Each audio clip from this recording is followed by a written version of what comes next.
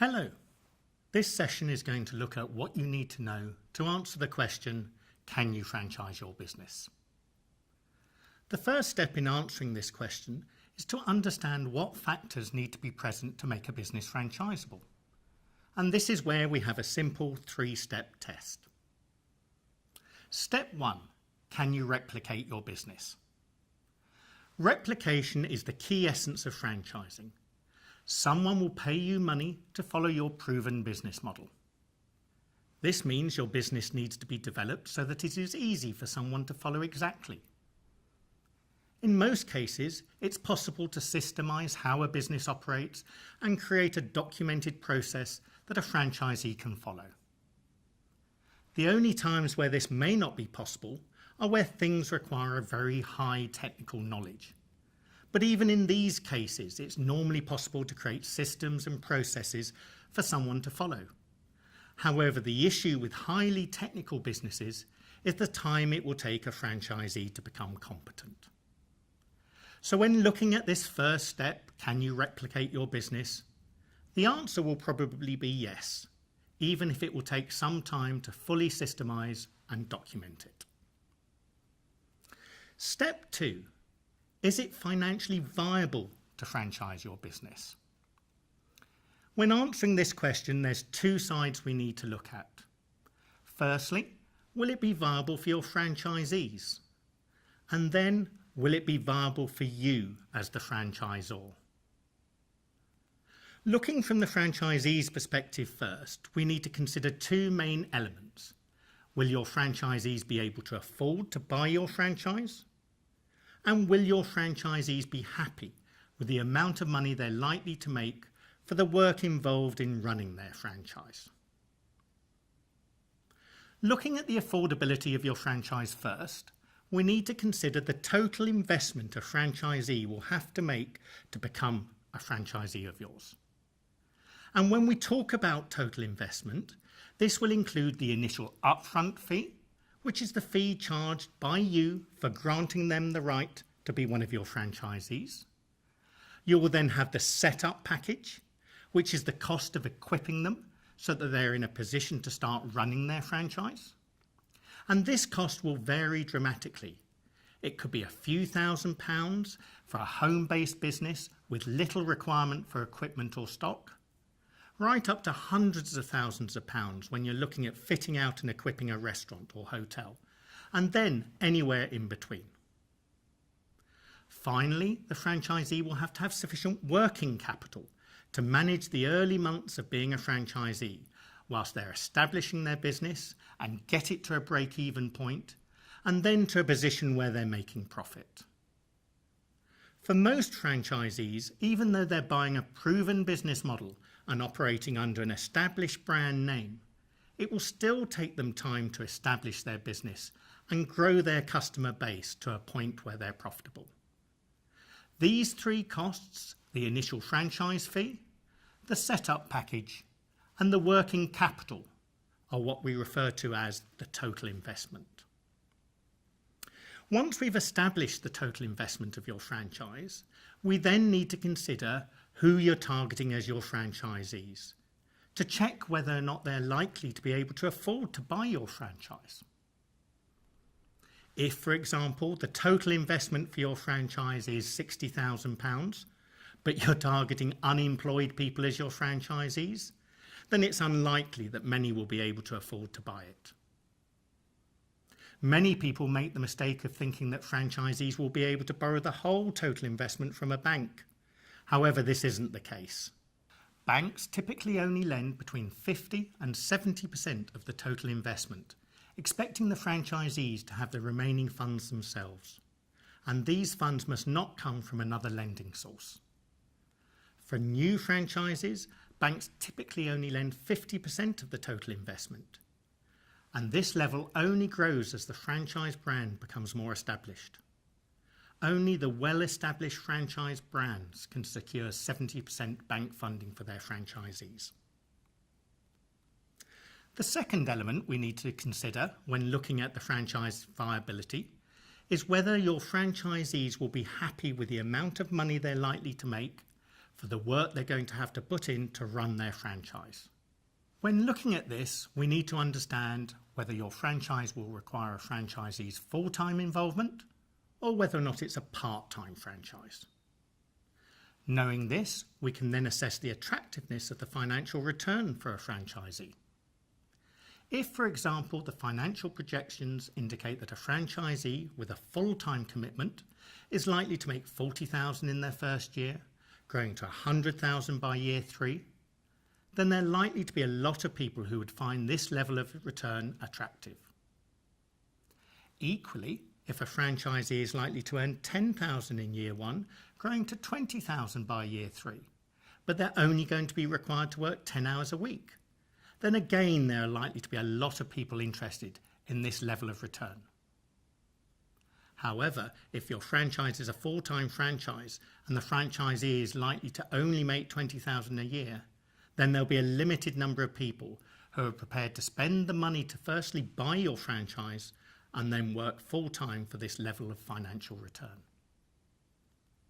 Having looked at the franchisee viability of your franchise, we now need to look at the financial viability of franchising your business from your perspective as the franchisor. Often the franchisor's viability is the harder side to establish when looking at the financial viability of franchising a business. When looking at the franchisor financial viability, we need to consider 3 main elements. Firstly, the monthly franchisor income.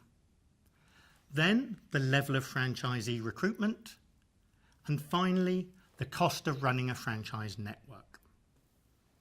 Looking at the franchisor income first, franchisors normally have 2 main forms of franchise income. Firstly, the upfront initial franchise fee, and then the monthly ongoing management services fee, which is often referred to as the MSF. When looking at the franchisor financial viability, we normally ignore the income from the upfront initial franchise fee, especially in the first few years, as this income tends only to reimburse the franchisor for the cost of developing their franchise in the first place and the cost of marketing the franchise opportunity. From a franchisor's financial viability perspective, we look at the income that's likely to be generated from the monthly ongoing MSF.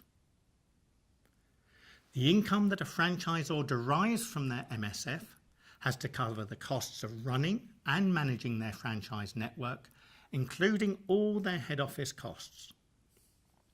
Importantly, after the costs of running their head office function, there must be a surplus, as this is what will become the franchisor's profit.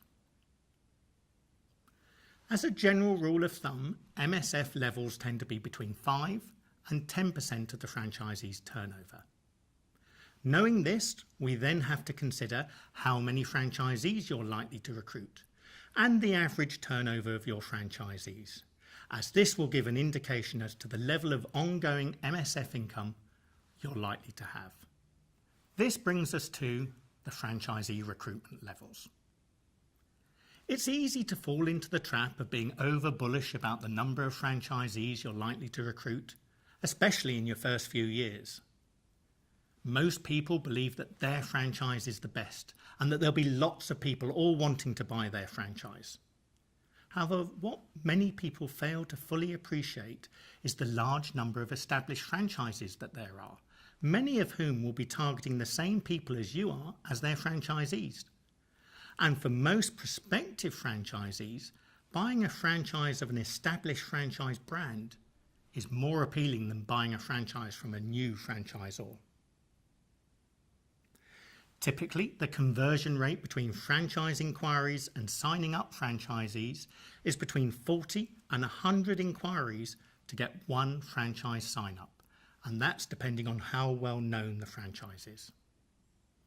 Given this information, when looking at franchisee recruitment levels, we normally only plan on a new franchisor recruiting 3 to 5 franchisees a year for the first 3 years. Once they've established a network of 15 to 20 franchisees, franchise recruitment levels can increase because their brand will have become better recognised. So with this information in mind, If a franchisor is only going to recruit 4 franchisees a year, and let's say the average turnover of their franchisees is $40,000 a year, then even if you charge an MSF of 10% of turnover, that will only generate a maximum £4,000 of MSF per franchisee per year. It's also very unlikely that all 4 of your franchisees will start on the 1st of January, and therefore your franchisees will have a staggered start, thus reducing the total annual MSF income for you. Therefore, in this example, the likely MSF income for the franchisor in year 1 will be anywhere between £8,000 and £16,000.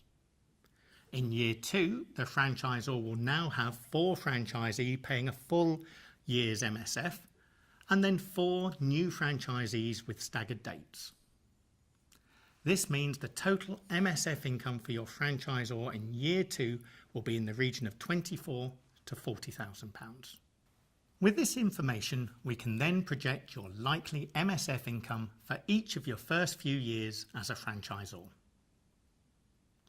This then takes us to the third element when considering the financial viability for the franchisor: the cost of running the franchise network. As your franchisees will be operating under your brand and using your systems and processes, you'll need to ensure that your franchisees operate to your standards and follow your operating methods and procedures exactly. This means you'll need head office franchisor staff to monitor how your franchisees operate and to ensure they comply fully with all the systems, processes and procedures of yours. You'll also need to provide support to your franchisees to ensure your franchisees have the best opportunity to make a success of their franchise. If, therefore, you're going to employ dedicated head office franchisor staff, you'll need premises for them to work from, and this will have costs attached to it. Also, you'll have the day-to-day costs of running your franchise business. Depending on the level of head office franchisor staff you have, the costs of the premises you operate from, the costs of managing and supporting your franchisees, and the general costs of running your franchise business, this will dictate the likely overall cost you'll have in running your franchise. Now we've ascertained your likely monthly franchise income, your likely level of franchisee recruitment, and the likely cost of running your franchise network, we can assess the overall financial viability of franchising your business from the franchisor's perspective. Step 3 of our 3-step test looks at whether there's likely to be the same level of demand for your products or services across the country. It's important when assessing whether it is viable to franchise a business to consider how big your potential marketplace is, as for most businesses when they franchise, they're looking to franchise nationwide. If you sell pizzas, then you can be fairly sure that people want your product in all parts of the country. This means that you'll have the ability to recruit a large number of franchisees. If, however, you have a niche product, such as a seaside cream tea shop, then you may find that the demand will be less in different parts of the country, and therefore this will restrict the number of franchisees that you could have. And even where your product or service has nationwide appeal, you will need to consider whether there are differences in prices that people will pay for what you have to offer in different parts of the country.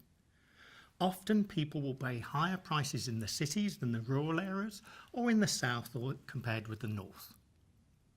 If the maximum price your franchisees can charge varies across the country, this may impact on both the financial viability from the franchisee's perspective and equally the financial viability from your franchisor's perspective, especially if your MSF income is linked to a percentage of the franchisee's turnover.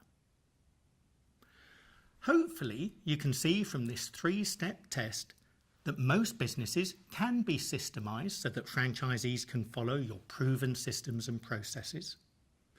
However, ensuring that the franchise is going to be viable from both the franchisee and the franchisor's perspective can often be more of a challenge. This is why the most important step in franchising any business is what I refer to as the franchise development model, and others call the feasibility study. Getting the model right at the outset is critical. If your model doesn't work or is flawed, then all other elements of your franchise will be flawed. However, get the model right at the outset, and then all other steps in franchising a business are relatively straightforward, and you will stand the best chance of having a successful franchise business. It'd be useful at this stage to consider why people may want to franchise their business. Normally, the main reason businesses want to franchise is because they have an established business locally, but feel that there is national business potential, but that it is uneconomic for them to service national business from their existing premises or setup. Often, companies that have national potential are reluctant to create the infrastructure required to meet and deliver on national business, as this may mean setting up regional shops or offices. For many businesses that have national business potential, they don't have the funds necessary to establish a national infrastructure. And also for some businesses, it's the reluctance of having to employ lots of staff required for a national business, and all that goes along with having a large workforce, such as employment law legislation. So this is where franchising can come in. With franchising a business, it's possible to establish a national brand using the capital of your franchisees, as it's the franchisees who will pay for their shops or office. Also, it is the franchisees who will employ their own staff, meaning that you can operate as the franchisor without the need for a large workforce of your own. Franchising can also be a great way to expand internationally using the local knowledge and investment of a master franchisee, rather than having to establish an international head office presence. So franchising can be an excellent way of establishing a national and/or international presence without using your own capital or having the issues associated with a large workforce. But it's worth stressing at this point that franchising is not the right expansion model for every business. So choosing the right model that will help you achieve your corporate strategy is essential. There are a number of alternatives to franchising, such as licensing or using agents or distributors, or even standard company expansion. So before starting down the route of franchising, it's essential that you check that franchising is the best expansion model for your business. If you've ascertained that franchising is the right model for your company expansion, it's worth considering the type of franchise you may want to have.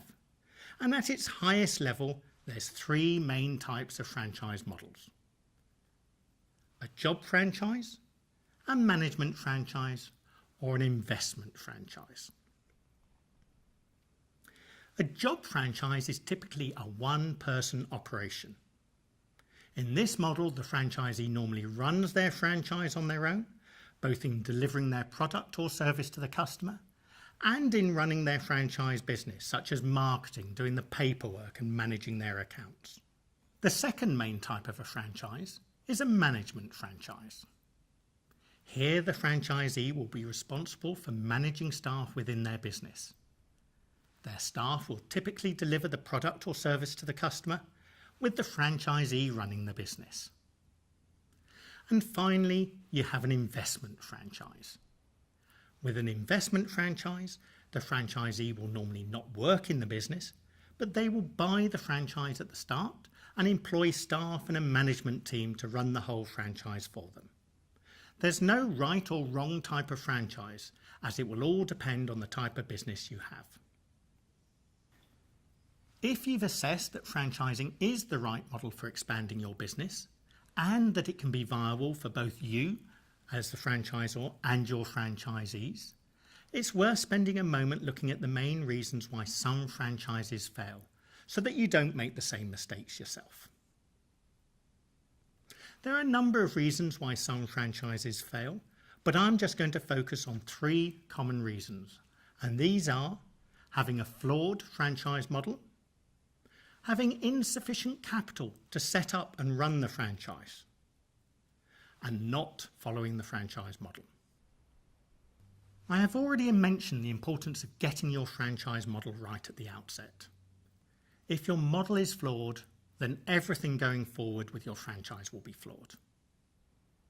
This is where using accredited franchise specialists can be invaluable, not because they're necessarily cleverer than business owners, but because business owners won't know what they don't know. There are many technical elements involved in developing a good franchise model, and if it's not your area of expertise, then the likelihood is you won't do as good a job as someone who specialises in it. The second, and a very common reason why some franchises fail, is down to franchisors being undercapitalised and not having the funds necessary to set up and run their franchise properly. Having the funds necessary to seek specialised franchise advice is essential if you're going to stand the best chance of developing a viable franchise and protect your franchise against the things that can go wrong when franchising. Sometimes companies do spend the money on getting the right advice and support in setting up their franchise, but then don't have the funds necessary to correctly market their franchise or then properly run their franchise when they've recruited franchisees. A good franchise model will work out the costs of recruiting and managing a network of franchisees, so you'll know at the outset how much money you'll need to franchise properly. If you do not have sufficient funds, you shouldn't franchise. Don't be tempted to franchise on a shoestring, as inevitably your franchise won't succeed. Instead, wait until you have the funds to franchise properly. Finally, the third main reason some franchises fail is down to the franchisors not sticking to their franchise model. Many franchisors don't enforce all the elements of their franchise model on their franchisees, believing that showing flexibility will empower franchisees to better achieve. But in reality, this isn't what happens. The franchise model will have been created with very good reasons for every element. By not enforcing all these elements, often the overall viability of the franchise model will be compromised. Having looked at what needs to be in place in order to successfully franchise a business, the reasons why people choose to franchise, the main types of franchise models, and the reasons why some franchises fail, I'm going to conclude by discussing how you can tell whether franchising is right for your business. This is actually a very difficult question for me to answer, as people will have lots of reasons why they may want to franchise their business, and what's right for one business may not be right for another. Therefore, I will answer this question by listing the main things any business owner should consider when deciding whether to franchise or not. Firstly, do you have sufficient capital and internal resources to invest in franchising your business? Then, are you committed to franchising long term? A franchise is normally granted for a minimum 5 years with the option for the franchisee to renew. Therefore, you'll be committing your business to franchising for a long time. You then need to consider whether your business is viable for franchising, from both the franchisee's perspective and from yours as the franchisor. And finally, will franchising help you achieve your corporate objectives?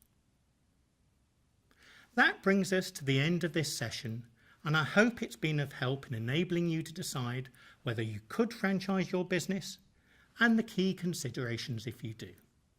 Thank you.